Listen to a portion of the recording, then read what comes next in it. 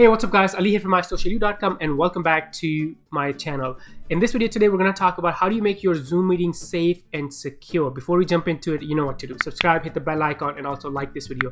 All right, now let's jump into this. So Zoom recently had a lot of problems with the security and Zoom bombing and a lot of issues, but they have given us in the recent updates, they have given us some features or some settings that we can use to really make our meetings secure and safe. So let's jump right into it. I will show you some of these right inside my account. So what I'm gonna do is sign in, and then I'm gonna log into my account. And some of these are gonna be turned on by default, which is I think great. And then there's some other features that you can actually turn it on and make your meetings even more secure. So now let's go to, when I'm signed in, I'm gonna click on schedule meeting. Let's say I'm gonna schedule a meeting with my team or potential client. So let's go through this. So first thing, obviously, you can set your meeting topic and description, whatever your meeting is about. This one is just a test meeting. What's the time and the duration? And obviously on the free plan, you can only do 40 minutes. Now, here is the first setting. For meeting ID, do not use your personal meeting ID because that kind of like stays the same. That was a mistake a lot of people were making. They were using the personal meeting ID and it was just getting, and then when you shared the links on Google, then people were able to get the meeting ID and then random people would join your meeting. So don't do that. Instead of that, generate automatically, which means for every meeting, your meeting ID will be generated automatically. So don't use, number one thing is to keep it secure and safe, don't use personal meeting ID. Number two is require meeting password. So right here, and this will be for every meeting, this is gonna be a new password that will be generated. So number one, generate the meeting IDs automatically. Number two, require a password. Now let's scroll down, and for the videos, you can have the, it's totally up to you. You can have the host and the participant on or off. Let's scroll down. There are a couple of other really important features right here. So first one, actually, I just changed them. Meeting option, enable join before host. So make sure this is turned off. So no one will be able to join your meeting before you as a host can start the meeting or join the meeting. So make sure this is turned off.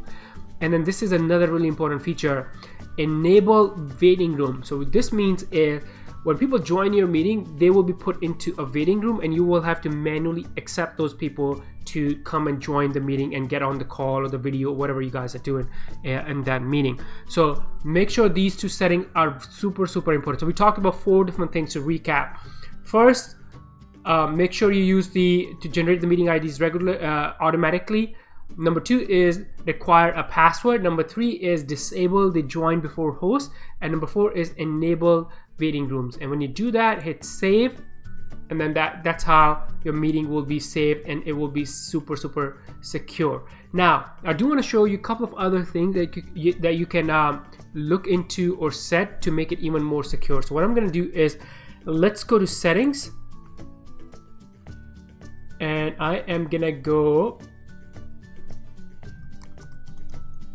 I just search for screen share. So what here basically, so it's inside settings and then in meeting basic. So this is what I was looking for, screen sharing. Now here's an important thing.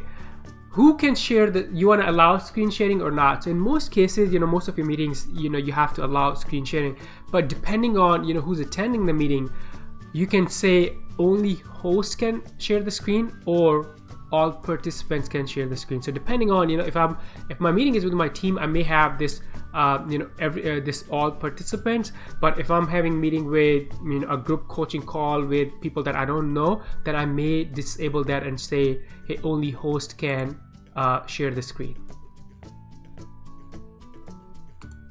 Something like that, right? So make sure you set these up, right, the right way. Now I'm gonna go to meeting advanced. And then this is where what I'm looking for is waiting room. So this is where you actually enable this. Right now it's enabled. So if you're not seeing this option when you schedule the meeting, make sure you come here and enable the meeting room. So when attendees join a meeting, place them in a waiting room and require the host to admit them individually. That's very important. That way, you know, the random people will not be able to join your meeting even if they had the link or the password or whatever, right? Now, the other thing I want to show you, it's also very, very important. Let me go back up and look it up. Here you go. It's the password, right?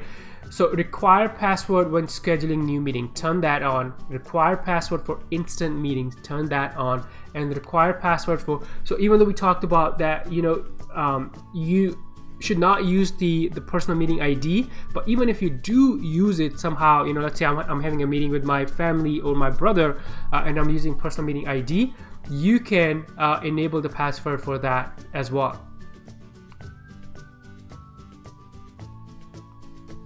Okay, all right, let's go back up and let me look for, there was one more setting I want to talk about in Meeting Basic.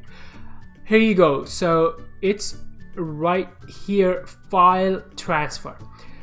So right now I have file transfer turned on, but make sure you turn it off. And again, it depends on the context of your meeting. If there's no reason, and for most of the meetings that you do on Zoom, there's no reason for people to send each other files, right? But depending on, maybe you're doing a code review, maybe it's a team brainstorming session and guys are going through like a marketing plan or whatever. So in that case, you may have to turn it on, but if it's not needed, just turn it off. And that's it, guys. Thank you so much for tuning in today. Go make your Zoom meetings secure and safe, so no more Zoom bombing, right? Thanks again for tuning in. Before you go, make sure you subscribe, hit the bell icon, and like this video. And I'm gonna see you in the next one. Bye for now.